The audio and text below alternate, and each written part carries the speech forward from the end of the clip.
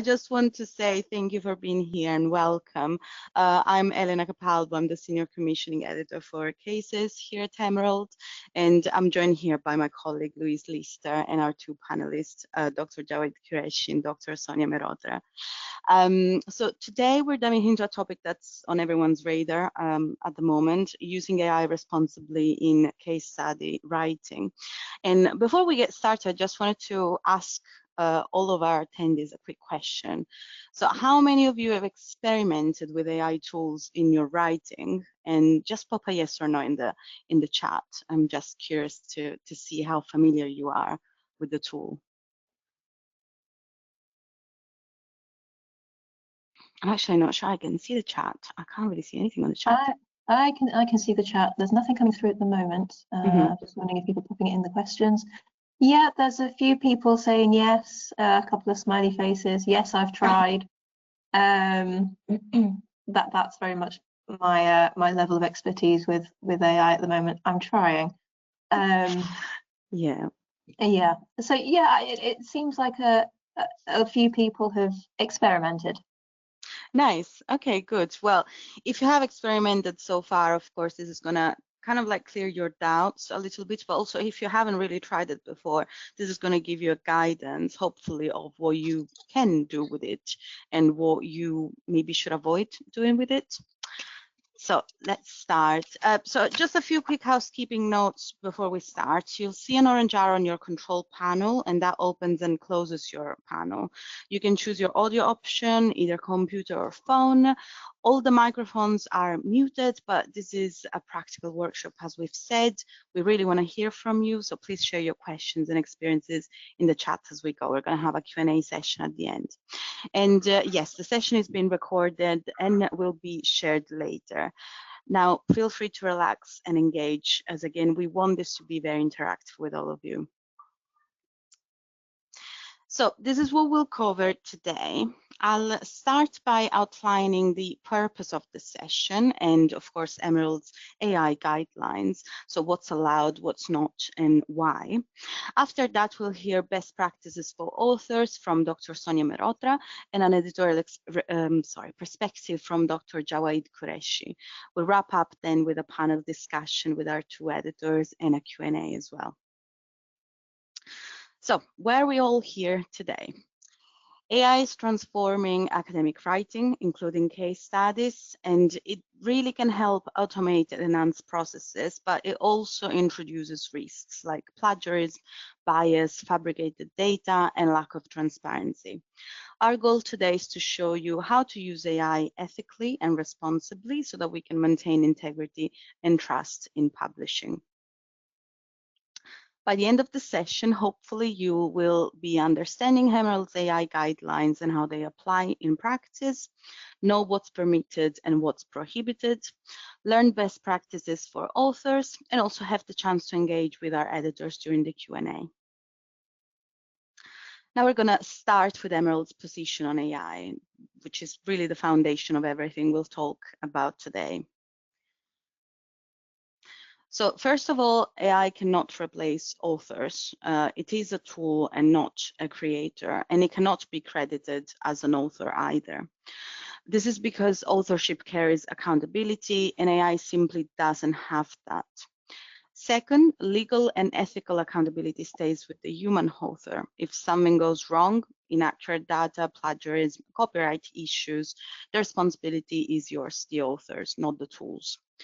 And third, maintaining scholarly integrity.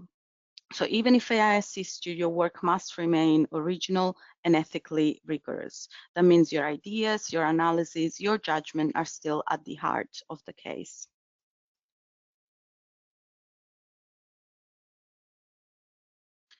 Building on that, we have three overarching principles that we follow. Responsible AI usage. AI should support and not replace human roles in publishing. Preserving originality and privacy. So authors must protect their own intellectual property and any sensitive data. Maintaining editorial standards. Human oversight is very essential when using AI. Again, AI can help polish, but it cannot make editorial decisions. These principles assure that we maintain trust and quality in academic publishing. And here's the big question: what can you do with AI and what's off limits? So permitted uses include things like language refinement, transparent translation, data visualization, and brainstorming methodology ideas. These are supportive tasks that don't replace your intellectual contribution. Not permitted it includes generating original content, fabricating data, writing key sections of your paper, or creating evidential images. Those cross the line because they compromise the originality and integrity. Understanding exactly these boundaries helps you avoid ethical issues and also maintain credibility in your work. We also have a table here which gives you a clearer picture of what's allowed and what's not. For example, as you can see here, creating an abstract with AI would not be allowed. Copy editing your own abstract, on the other hand, that would be fine. Generating methodology ideas, yes, that would be allowed, but writing the methodology would not. And also data visualization and translation would be permitted. If you want to see the full table, we've linked it here at the bottom of the slide. And now with that, I think I'll hand over to Louise. Yes, you are. Excuse me. Yeah, so yes, that's the right slide. So now we've covered what AI can and more importantly can't be used for. I'm going to take you through how AI usage needs to be declared when you're submitting your case to Emerald. When you submit your case to Emerald Title through the Scholar One website, you'll see there's now a compulsory statement to confirm that AI tools or large language models, LLMs, have not been used to develop or generate any portion of the manuscript. If AI has been used, you need to clearly flag this, which includes the name of the AI tool you used, which version of it, the use purpose, and the data source in the method and acknowledgement section. So we're very, very clear that if you do use it, you need to tell us how. Consequences of non-disclosure. Put simply, we can tell when text has been AI generated. Cases where we have concerns about AI generated content are forwarded for investigation to our research integrity team. They have a number of detection tools at their disposal and will subject your case to rigorous investigation. Failure to disclose AI use will most likely lead to manuscript rejection. In the unlikely occurrence that the case has been published, it would either have a publisher's note attached to the case to notify of the AI usage, or it could be withdrawn. And ultimately, transparency in AI usage promotes trust between author and publisher and accountability in scholarly publishing. Next slide, please, Elena. So what are the risks in using AI? AI is ultimately repackaging knowledge that it's either been given or has gathered from elsewhere. So if there is bias or fabrication in the source materials, that will be carried through to the text that AI generates. Also, incorrect or incomplete records can lead to possible plagiarism issues and inaccurate attributions which affect author integrity and reputation, none of which is good. So we ask that authors verify all AI-assisted content to ensure accuracy and prevent errors in their work. We also ask that authors keep detailed, accurate records of AI use to make sure that it complies with Emerald's ethics and copyright policies. Next slide, please, Elena. So what are the implications of AI usage in case study writing? Case studies demand real-world data and contextual analysis to ensure relevance and in-depth research. This isn't something that AI can replicate, at least not well. So to write a good case study, you have to have accurate and provable research to start with. As I've said, AI can help refine language and improve case structure, but what it can't do is replace human insight. AI repackages ideas that are already available. It can't come up with new ideas, at least not yet. We ask that you, as authors, safeguard the originality and authenticity of your research and your teaching cases by using AI responsibly and ensuring that the scholarly integrity is never compromised. Next slide, please, Elena. So we've got a range of resources available for you to explore after the session. As we've said, you will be sent a recording of this, so feel free to pause at this point and access any of the resources that you're interested in. I'd particularly draw your attention to the full set of Emerald guidelines on the use of AI. But if you're interested in guidance on other aspects of case writing, there's a range of resources freely available through the Cases Hub and also on the Emerald website. If you're interested in short form cases content, Rebecca Morris, who was previously the editor-in-chief of the Case Journal, also wrote the Compact Guide to Compact Cases, which is also linked there. And as I've said, everyone will receive a recording of the session, so feel free to explore those resources at your leisure when you get those. And I think I'm handing back to you, Elena. Oh, sorry, I went too much forward. Thank you, Louise.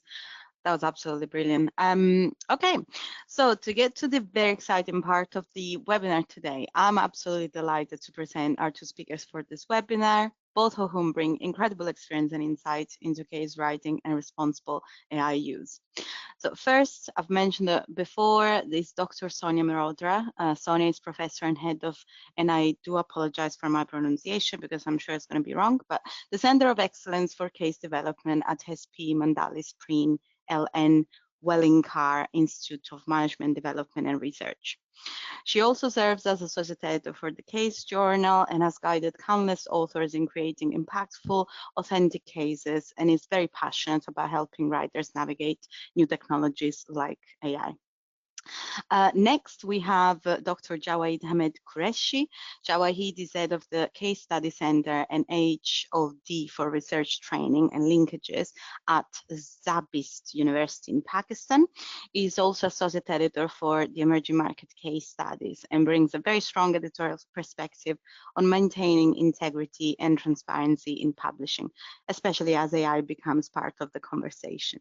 So as I said, we're very thrilled to have both Sonia and Jawaid with us today, as they'll share very practical advice and editorial insights that you can take away and apply in your own work.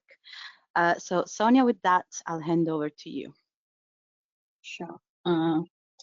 Okay, good afternoon, everyone, and good evening from India, because we are here at about 6:40 here. And I'm happy to join this webinar organized by Emerald Editorial and Publishing team to share my thoughts on AI in case writing. So let me begin by stating that as case teachers, we are aware and agree that case studies are a cornerstone of business education. They are those experiential tools that allow us to bring slices of business reality into the classroom sessions. Most case discussion sessions are learner-centric and provides the students with opportunities to analyze real-world scenarios, apply the theoretical management frameworks, and hence somewhere impact their or enhances their critical thinking skills.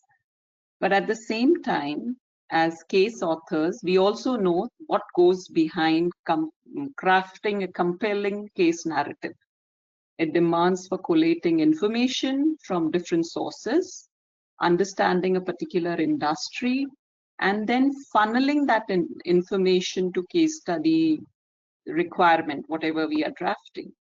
Now, this process is time consuming, it is demanding, and it kind of requires extensive research and sometimes data collection as well. Artificial intelligence, AI, today is rapidly transforming various industries, and its potential application in education are also becoming increasingly apparent. The question then arises that can we, or rather should we, use AI in case writing? Can it actually augment our judgment without eroding the ethical standards of this case writing craft? So let's see how, and this is all very personal opinion that I'm sharing. Maybe it will help somebody. Next slide, please, Elena. So let me begin with the case writing as a process itself. So how do we begin case writing? We kind of need new ideas, and we find some kind of a gap, particularly with respect to a management framework. We don't have a case for that when we are teaching a particular topic. It could be something that we want from our geography, and we want a business model operating in our particular geography. So we want a case, and that's not available. It could be a particular company's perspective that we may want to fork out as a part of a case study.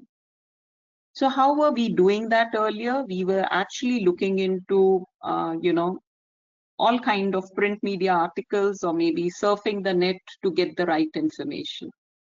Now, this is where today we can make use of different AI tools that are available. One could look at ChatGPT, one could look at Gemini, Microsoft Copilot to get directional guidance. And this is more in terms of looking for company, looking for industry, which are the companies available in a particular industry, and how you can get a particular geographical or a situational context to identify which company you could take as a case organization to develop and document your case study. Moving on to the next process in the whole thing about case writing. Elena, next slide, please. It is all about, it starts about preparing. Now you have a case organization and you need to prepare, especially for a primary field case, you need to prepare for your interviews. Again, in the previous times, we used to go to the company websites, look at social media posts, anything relevant to the particular company, any management interviews that are available, or it could be newspaper articles. The whole process, which was again a time-consuming process, trying to do documentation from different sources, is again something that can be you can speed it up, pace up the whole process by using certain AI tools, like you have Google Notebook LLM, and you can actually collate all of this information faster by putting the documents there. You can cluster the information in a particular manner, understand what the company is all about, what business models they use, what are they talking about in terms of their present challenges. Of course, one needs to do reading, but it's a more structured way of reading because you have the information getting documented in a particular manner, and that kind of helps you do your reading well. The next step in any case writing process comes in the form of doing the interviews. Next slide, please. So earlier, I still remember a few years ago, I've been writing cases for a long time now, but a few years ago, I used to have this small recorder with me. And every time I'll take permissions while doing these interviews and record it in that small record, I still have that. And then it was a pretty time-consuming process in terms of transcribing those interviews into text, because one used to stop, play, and do the transcribing.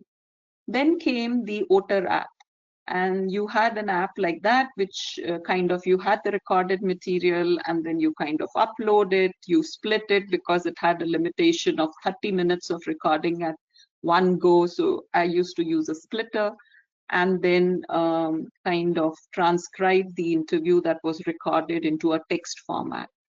Today, and especially most of my interviews that I conduct are by using any kind of a virtual platform.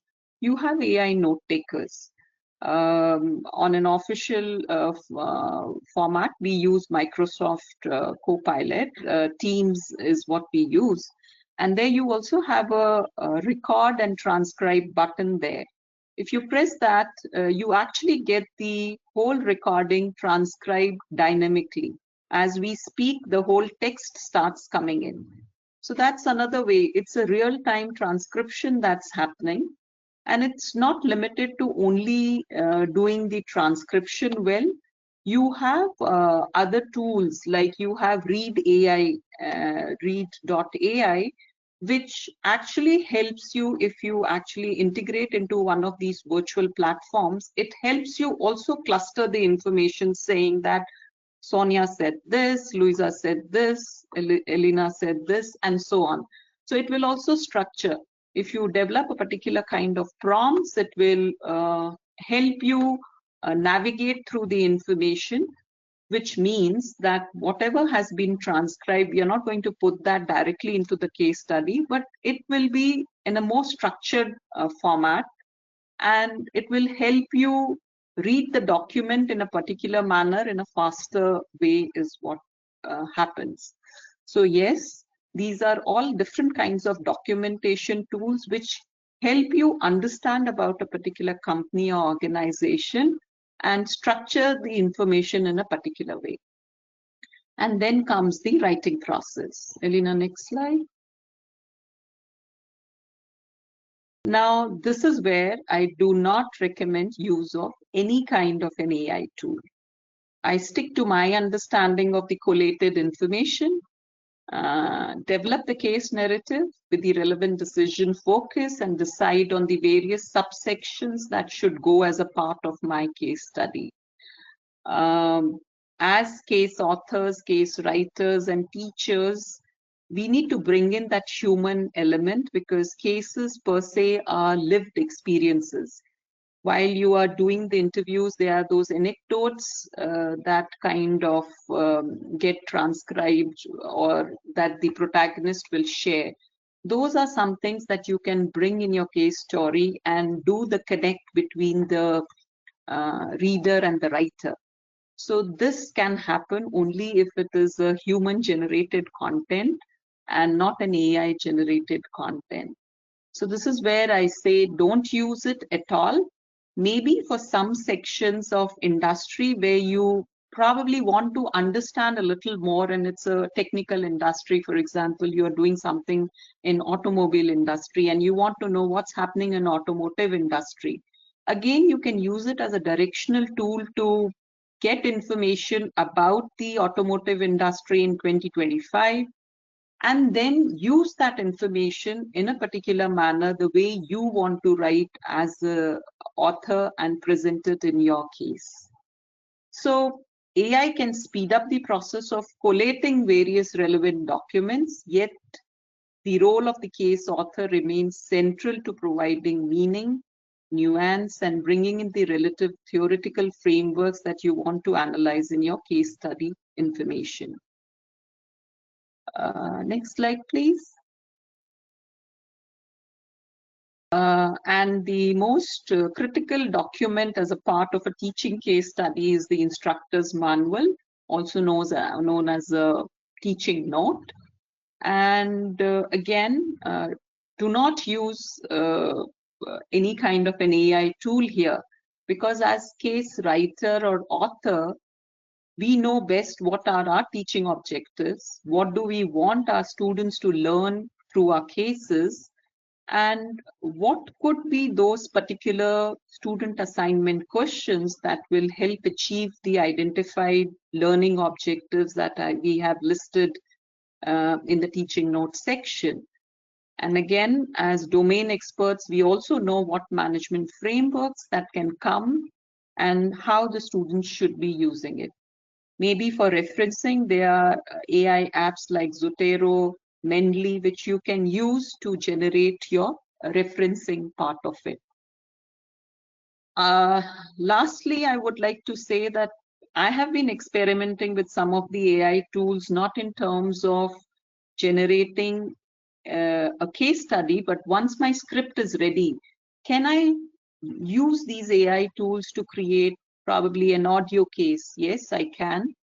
So you can actually use them to create engaging formats. It could be an audio case, it could be a multimedia case.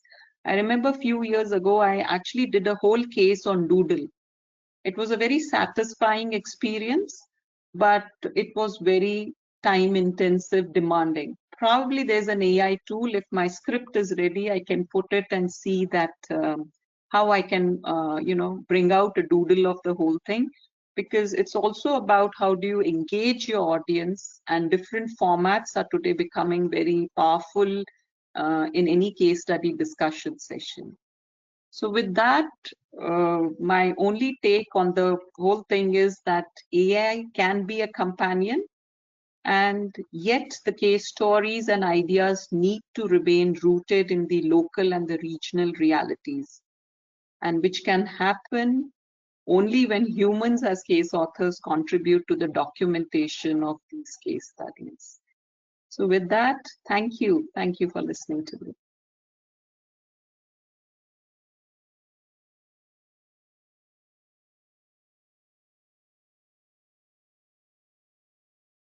Thank you, Sonia. I'm not sure what's happened to Elena, but I think we can hand over to Dr. Jawaid now. Yes, sorry, I was just unmuting my microphone. No, not to worry. Thank you very much, Elena and Louise. It was a very insightful discussion by Dr. Sonia Mehrotra. So thank you very much for organizing this international webinar on responsibly using AI in teaching case studies. So I would like to share the editorial perspective, how editors are understanding the use of AI from ethics and legal perspective and how they are guiding authors, what is to be used and what is to be avoided. So next slide. So first of all, I discussed that I found that case studies are the most important and most engaging pedagogies. I have tried different pedagogic tools, but have experienced that it's the most important and most engaging pedagogic tool. There are case studies in descriptive form, and there are some video case studies as well. So for example, I sometimes show the movie, the founder of the McDonald's movie to the students, and then we discuss that what happened, different situations, and there is some critical analysis and findings. So I have found it the most engaging and most important. And case studies are also used not only in the management sciences or administrative sciences, commerce, but there are authors that have written case studies for natural sciences as well, for students of sciences, biology, chemistry, physics, and every sciences, public health, law, and various other disciplines. So starting the editorial review. So when a case study is submitted to the editorial office, so how it is processed for detection of any AI content, or it goes a clear go ahead for further processing. So there's a desk review process. The editorial office first looks at the similarity index or plagiarism content and AI content in it. So they use the tools like Authenticate or Turnitin, and other software also there. So after it clears that stage of the similarity index or plagiarism as well as AI content detection is considered as fine, then it goes for further processing. Otherwise, it can be rejected at this stage if there is some AI content in the areas where it is not permittable by Ahmed publishing. So I will be later on discussing those areas where it is allowed and where it is not allowed. So Elena and Dr. Sonia Mehrotra also mentioned about some of those parts. So there's a technical checking before sending case studies for review. So there should be transparency in data. So sometimes the authors use AI tools where there is fabricated data or there is inaccuracy. So there are citations and references that are actually wrong. So because the AI simply synthesizes the data from various sources and develops some case or paper for you. So there are questions about the accuracy of the data. So next slide. So sometimes authors do not provide sufficient disclosure of using AI tools or generative AI or large language models, whereas they must disclose that. And this acknowledgement should be in the parts of a case where we write methods or acknowledgement in teaching notes sections. So then if you use some particular AI tool, then you have to mention its name and version. So the tools that are used must be acknowledged in citations as well as references. So copywriting or creating, drafting or writing the complete case or any of its part, so that is not allowed, because you have to write or develop the case study from your own sources. So there should be a real company or facing a real problem or dilemma, and you collated information from various authentic or credible sources to write that case study. So these are ethical standards. Copy editing can be done. It's about correcting, editing, formatting, or modifying or refining some parts of the case study.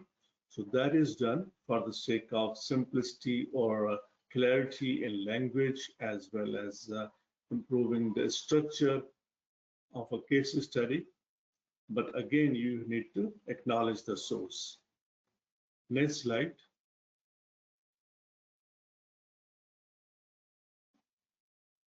So you need to be careful about the data protection laws and intellectual property rights, like copyrights, and there are data privacy rights. So you must not infringe those rights, because as AI is simply a data synthesis tool that develops the case or a paper by synthesizing data from various sources. So there's a possibility that there is some heavy content from a particular source. So in this way, so this is like breach of someone else copyright protected data. Authors must take the full responsibility for the accuracy of the content and verify that the materials that is used is correct. The data, the different contents, the findings, the results, or all parts of the case or a manuscript must have some citations and references. Contents should be authentic. So there are some procedures that you have to ensure the authenticity or integrity and validity of the entire data sets. So if you are using AI tools that do not guarantee the authenticity or integrity of the information, so then this is questionable. Figures, I mean facts and figures or statistics that are developed with the help of AI, so that is not allowed, because there's a doubt about the accuracy and validity of that statistics.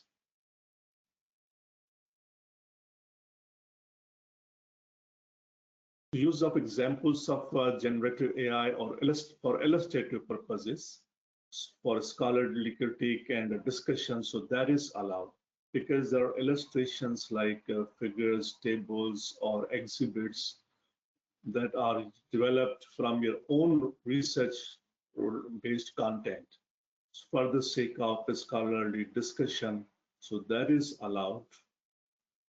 Next slide.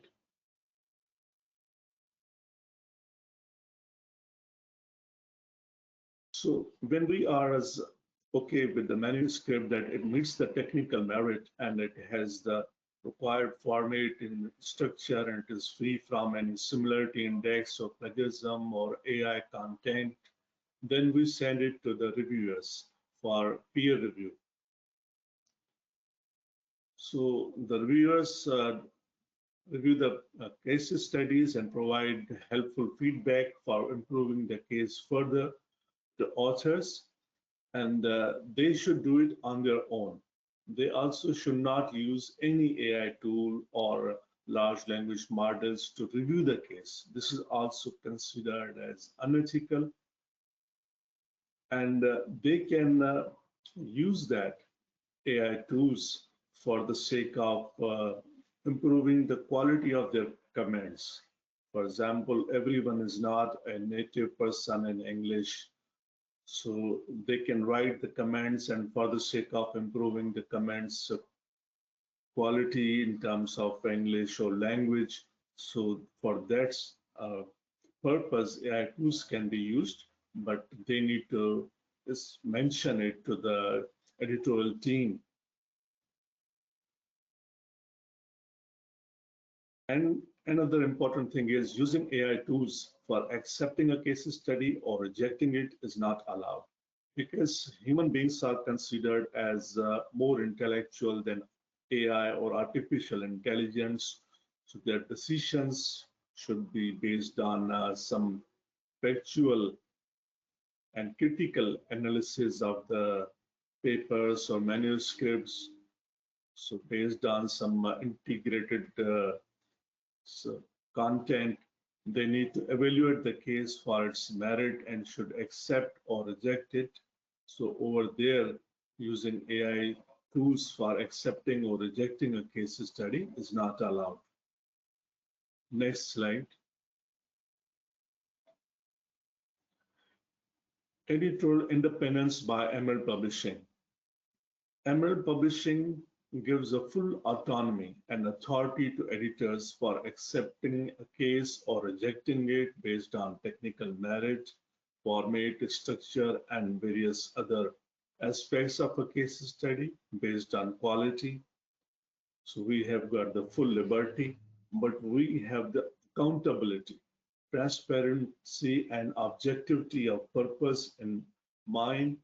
And there's a hierarchy of editors. So there is an editorial office that sends cases further in to the associate editors. Then sometimes there are guest editors, and finally the decisions are taken by the editor-in-chief. So there's a hierarchy of editors to ensure transparency, ethics, and integrity at all stages of reviewing the manuscript. Next slide. AI user table. So here there are various parts that I have taken from Emerald Publishing, and these are adapted.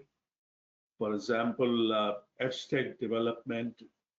So this should not be done with the help of AI tool, but you can use abstract for refinement. For that purpose, you can use AI tools. And regarding writing methodology, again, AI tools are not allowed. You have to write it with your own understanding. And AI tools can be used for illustrative purposes. For example, figures, tables, graphs, any illustrative materials, or the process flow of methodology or any other process flow. So that can be developed with the help of AI tools. This is allowed, but again, you need to mention the source of the AI tool and the version. So this is the most important thing. And then for translation purposes, again, you can use AI. So if the manuscript is written in some language other than English, that can be translated into English. So this is fine. Finally, presenting some research work like a manuscript or case study by developing it with the help of some AI tools and presenting it as one's own work. So this is not allowed. So you have developed a case study by using any AI tool and you are presenting it as your own work. So this is unethical and not allowed. Finally, I have developed the contents of a teaching case study. So here I want to show you that where AI tools are allowed and where they are not allowed, because there are novice authors as well who are not familiar with the methodology, format, and the structure of a teaching case study. They are often confused and ask different questions. For example, the case study should be on a real company, not a in a company that is not existing. There should be a real dilemma. Many authors ask that can we develop a case study on the basis of the success of a firm? So usually the dilemma covers the problem that has a serious issue in a company's performance, something that has affected a company's performance or is likely to affect it. So that is the dilemma or the core challenge or the problem. And that can be even an uncertain opportunity. So there can be some opportunity, but the company is not sure about its success. A case can be developed on it as well.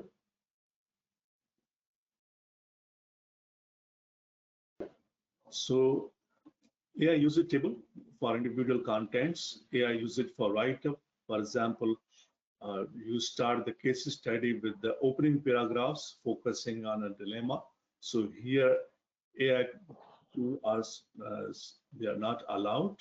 So you have to develop the opening paragraphs on your own. There's a dilemma, or a few characters or a protagonist that is the hero or heroine of that story, the one that is facing the problem and has the authority to resolve the issue. So they have different ideas of considerations about how to solve that dilemma or the strategic considerations or choices. And then after that, you start with the introduction of an organization. So the company, its products, services, customers, and various issues. So maybe some microenvironment related things. So here again, you should not use any AI tools, that is prohibited. Then industry outlook that covers the macro environment, the demand and supply of the overall industry, different players, the environmental factors, including the government's influence for that industry. So again, for this purpose, you must not use AI. Competition. So the key players, the major and the minor players, how they are affecting the industry, and the exhibits, you can provide the industry data, their size, market performance, the market shares of different brands and other things. So for that, again, you need not apply any AI tools. Then any topics related with the specific problems and data and way forward, that is like a conclusion. So we do not write any conclusions or recommendation in the case, but rather we use the terms like a way forward to going ahead and things like that. So again, for that, you need not apply any AI tools. For references, there are like bibliographies to some extent for that, and for annexures containing exhibits, tables, figures, infographs, etc. For that, you can use AI tools. So many authors, they start from the company and then come to the industry, or others do it vice versa. They first discuss the industry and then come to the organization. Teaching notes or instructor's manual. So it starts with abstract, that is like a brief overview or like synopsis of the case. So what are the core challenges the company faces, and what are the key considerations to resolve it? And sometimes authors also mention the usage of some particular theories and some theoretical frameworks to resolve those issues. For that, you need not apply any AI tools. Methodology, for that, again, it's not permitted. Then you need to mention the target audience and course, and then additional or relevant readings. So for that, you need not use any AI tools. References, if they are like a bibliography, for that you can use that AI tools, but you need to mention the sources. Otherwise, the better thing is that you should think of the relevant readings by yourself and mention that. Teaching objectives and teaching strategy, for that you need to rely on your own capabilities and skills rather than using AI tools. And then there are discussion questions and model answers. So again, for that, you must not use any AI tools. Then there's an epilogue that mentions that what happened when a company's dilemma was discussed in the case. So case study is like an unending story. So you do not mention the solution, but you give arguments to the students so that they critically analyze that and develop some strategic solutions. So epilogue tells you that actually what happens when the case is closed. And finally, there can be references. Again, at the end of the teaching notes as well, there are references in the main case as well as in the teaching notes and in relevant readings as well. So there are different contents of a case where AI is allowed. AI tools can be used, but for most of the parts, so the AI tools or LLM or generative AI are not allowed. So they help you develop some knowledge base for you, but finally you should write it on your own. Otherwise, you are compromising on the quality of the case study, and AI's overuse actually limits your own capabilities as well. Thank you very much. Thank you, Jawaid. Yeah. Yes, thank you, Jawaid. That was very, very interesting. And thank you, Sonia, as well. You both have provided such incredible perspectives, I think, about the use of AI. We have a couple of questions in the chat, but before we get to the questions from the audience, I wanted to ask a couple of questions which have frequently come up in my experience. So for Sonia, my first question would be, from your experience, how can authors strike the right balance between leveraging AI for efficiency and at the same time preserve the originality and authenticity that case studies demand? Great question, Elena. Actually, that's exactly the tension that many case writers are grappling with right now. The fact is that case studies are meant to be credible, nuanced, and human-centered. So using AI without losing the authenticity requires deliberate choices. Frankly speaking, AI is the most disruptive technology in the history of mankind. What we have today is a walking, talking reference library about any topic under the sun. So how do we go about it? And like I said in my presentation, use AI to structure for documentation, but not for substance. So you could use AI to document your workflow, collect information, collate it in a certain manner, but keep the core narrative, the insights, the analysis, which should be self-authored to ensure that there's originality, there is emotion behind the connect that you're trying to make with the readers. So that's about it in terms of preserving the human voice. Use AI as your research assistant. You have a research assistant who will kind of collate any kind of information and give it to you. So use it. Use it to understand what's happening in a particular industry, what are the other companies in the same industry facing challenges, what are competitor benchmarks, but again, give it your own voice. And lastly, I would say that build transparency. I think all of you have mentioned that time and again, but just to be repetitive, in the research methods, declare what you have used, because that kind of builds trust. Also, one needs to understand your ethical boundaries. So just to give you a very quick example, one of my research assistants put all the proprietary information of the organization into a tool to understand something. So when we start writing cases with companies, we also kind of sign some kind of an NDA to say whatever you're sharing with us is a proprietary information. We are just using it to understand, then, you know, come up with a case draft. So you got to understand what are those boundaries and what you should not be putting in any kind of a model just to collate information in a particular manner. So that's about it, Elena. That these are my thoughts on what you asked. Thanks, Sonia. Amazing answer. Jawaid, I've got a question for you as well. So when reviewing submissions, what are the most common red flags that you notice that suggest AI has been used? And how should authors avoid these pitfalls?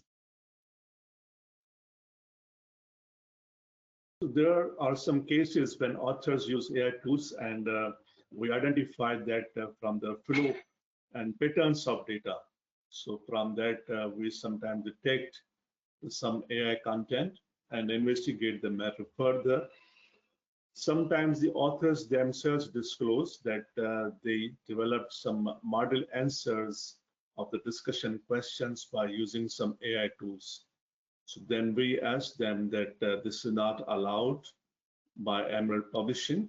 You need to develop the model answers of the discussion questions, or even the discussion questions based on your own understanding. So otherwise, actually, there are issues. One is that AI tools basically synthesize data from different sources, and then they develop the answers for you. There are chances that they have used the sources that are not credible. And suppose some AI tool develops some answers for you that are heavily used from one source, multiple sources, but heavy material comes from one source, a published paper or a case study, for example.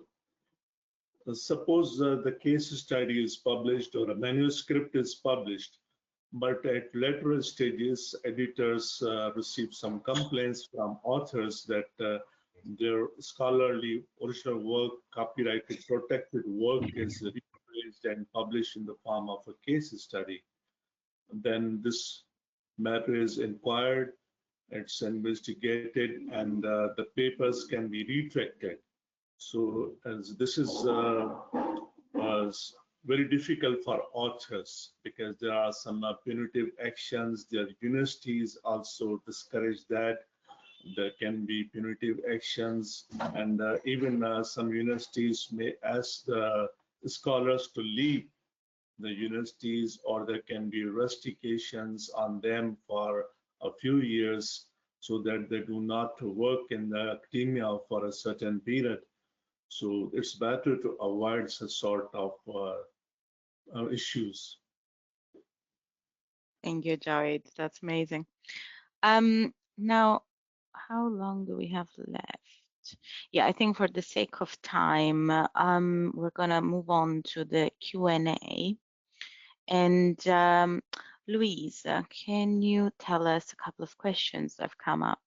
Yeah, of course. There's a few questions that have been asked that have already been answered. So there's one here. If I wrote a case and rewrote the final version by ChatGPT to make sure the text is well written, would that be considered AI plagiarism? I think we've covered that. As long as you have written the first version and are using, ideally not ChatGPT, because that is riddled with issues, really, but an AI or LLM, if you are using that to improve the language of your case, as long as you declare it, then that is allowed. There's another question about basically how can you tell if AI has been used, and again, I think we've covered this because AI, at the stage it is now, has some specific quirks in how it produces language, and they can be quite easy to spot. So, and you know, like I said in my section, we have AI detection tools, and any cases that we have concerns about, we do subject the cases to those tools to assess the level of AI contribution. There's a couple of questions from to our speakers. So one for Sonia. Which transcribing software do you use? Yeah, like so I said now, basically because from our university we have a official license of Microsoft Teams, and if I'm doing a virtual Teams meeting with the protagonist, I have a dynamic transcribing that happens just by pressing the record and transcribe button. But I'm sure there are many other AI, you have those Fireflies, note takers are available, and one could use them. But I use Microsoft Teams and it does a dynamic transcribing. Yeah, yes, we've got experience of Teams as well, which is very useful. Let's have a look as well.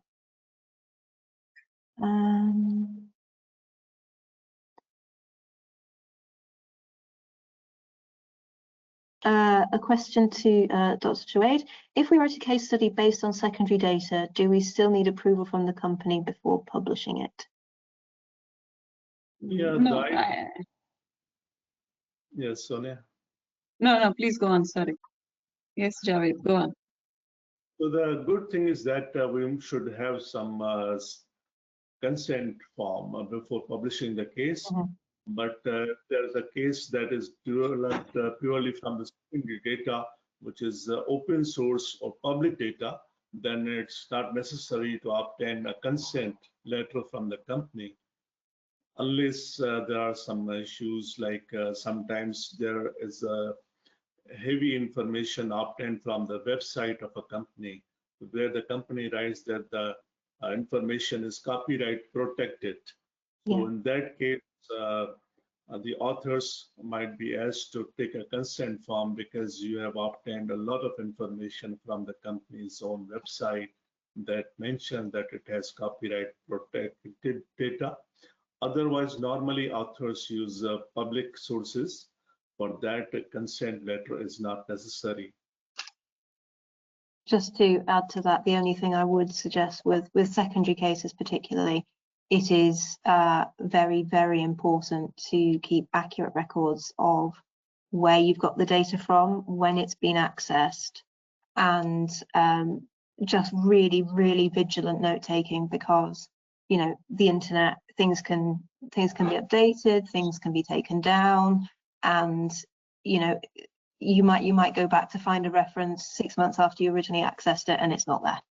So please keep very, very accurate and detailed notes of where you have collected your data from, and also that will help the editorial team as well kind of assess whether any permissions are needed.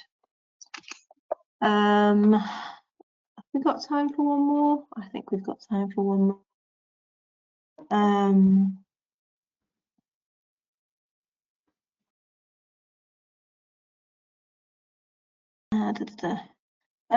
There's a question about, can you share some examples, please? I'm not sure if that's specifically cases that have used AI or if that is cases more generally.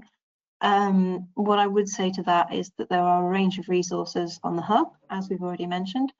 And if you're wanting to familiarize yourself with how to structure a case study for either the case journal or for emerging markets case studies, the sample cases are available for both on the journal homepages. They're called sample cases, I believe, and they're available from the top right-hand side of the home screen. I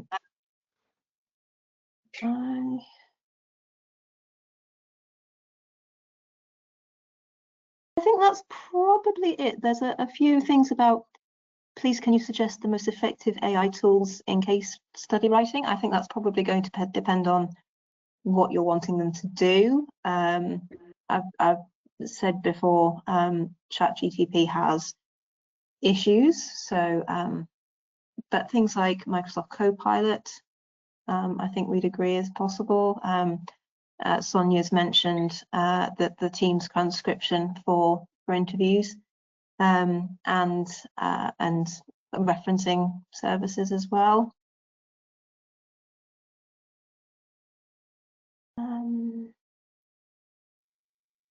Well, I think we've answered most of the questions. If we I did think miss so. anyone's, yeah, if we did miss anyone's, just bear in mind, everyone, that we're going to follow up by email. You will see the recording of the webinar, and any questions again that we have missed, we'll try to do our best to answer them all and follow up by email.